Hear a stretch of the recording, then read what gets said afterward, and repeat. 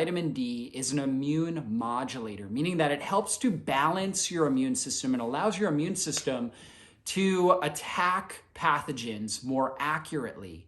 And so there's less kind of collateral damage and inflammation that takes place. So vitamin D is extremely critical for a healthy immune response. And we've done now several, very large studies, lots and lots of research. There is randomized control studies, there's observational studies. So we know that vitamin D, we've seen a lot of research with its ability to prevent against respiratory infections. On top of that, it's also very good at helping prevent against the development of neurodegenerative conditions like Alzheimer's, Parkinson's, dementia. It's great at preventing against heart disease, high blood pressure, insulin resistance, a lot of these comorbidities that are associated with bad COVID-19 outcomes. We know that vitamin D plays a critical role in preventing those.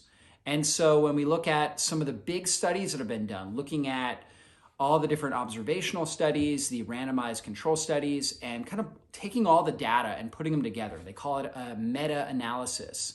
And so there was one that was done that was published in the Journal of Frontiers in Public Health, and that was done.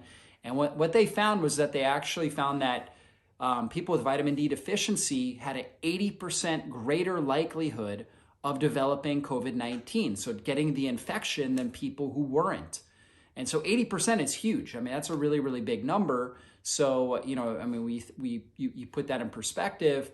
So if we had 10 people that were vitamin D deficient, and we got them all to a sufficient level, then only 2 of those people, if all 10 were going to get the infection, now only 2 would get the infection. So, that's a significant reduction right there. And, it shows you that vitamin D is just so critical for your overall immune health. And then there was a recent study here now that came out at the end of August 2021, and it showed that people with a vitamin D deficiency were 60% more likely to die of COVID-19 than somebody who was not. And on top of that, they were 50% more likely to develop severe pneumonia, be hospitalized for very long periods of time. We've also seen that having a vitamin D deficiency also sets you up for what's called long hauler syndrome, or when you get COVID-19, you have a bad outcome, you recover, supposedly recover, but you just never really recover.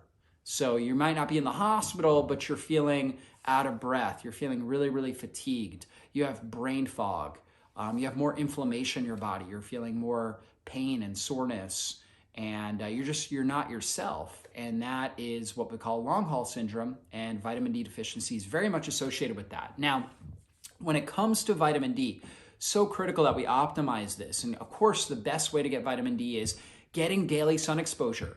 So I recommend 20 to 40 minutes of sun exposure, depending on your skin type. So if you're very, very pale, if you're like Scandinavian, you might only need 15, 20 minutes of good quality sun exposure. You want to get it on as much of your body as possible.